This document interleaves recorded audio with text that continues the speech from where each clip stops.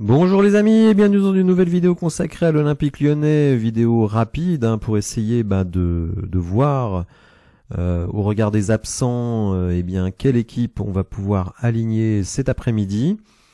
En effet, le groupe qui a été publié, il y a quand même des absents de marque. Alors on retrouve Lopez et Perry, d'ailleurs on s'étonne qu'il n'y ait pas de troisième gardien. En défense, on va retrouver Adrielson, Caleta-Car, Enrique, Koumbedi, Lovren, Mata, O'Brien et Tagliafico.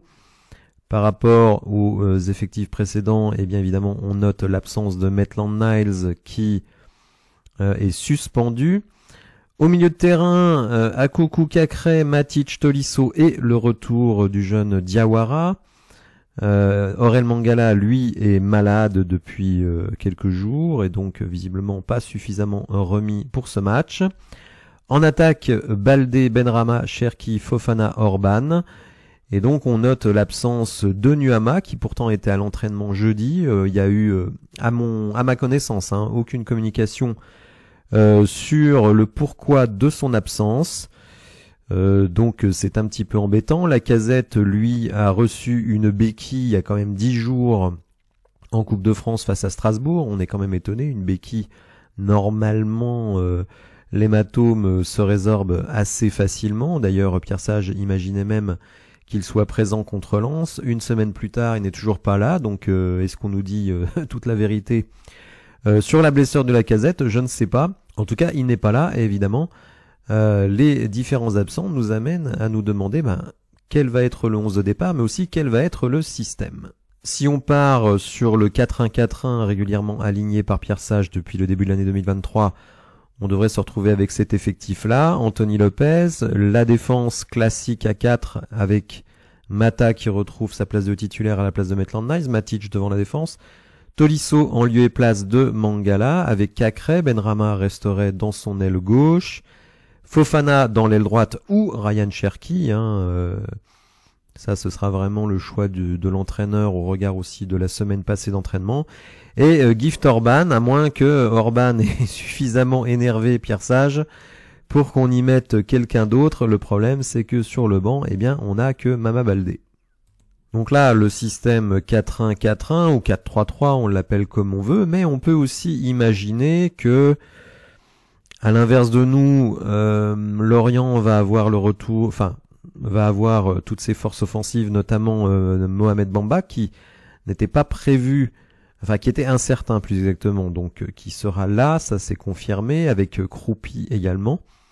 Donc peut-être que Pierre Sage va peut-être vouloir jouer la sécurité au regard des absents, puisque finalement, par rapport à l'équipe type qui s'est dégagée depuis quelques semaines, on a quand même 4 titulaires absents. Donc on peut peut-être imaginer qu'il repasse en défense à 3. Ainsi, dans un 3-4-3, notre ligne d'attaque ne changerait pas tellement. Bon, j'ai rajouté Cherki éventuellement à la place de Fofana, Cherki plus expérimenté. Dans la défense à 3, il y a 2 solutions. Soit on rapatrie Lovren. Est-ce que c'est la tendance? Je n'en suis pas certain.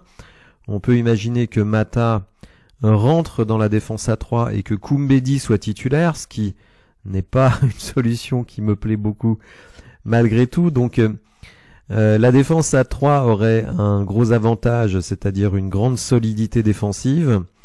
Mais effectivement, le personnel, disponible nous fait un peu peur, que ce soit Lovren si c'est lui qui joue ou Koumbedi si c'est lui qui joue ici. Donc c'est une option de solidité, mais qui présente quand même quelques inconvénients. Donc je ne sais pas trop vers quoi on va aller. N'hésitez pas dans les commentaires à me dire ce que vous pensez. Est-ce que vous iriez en défense à 4 ou en défense à 3? 3 défenseurs centraux, 2 pistons et 2 milieux de terrain.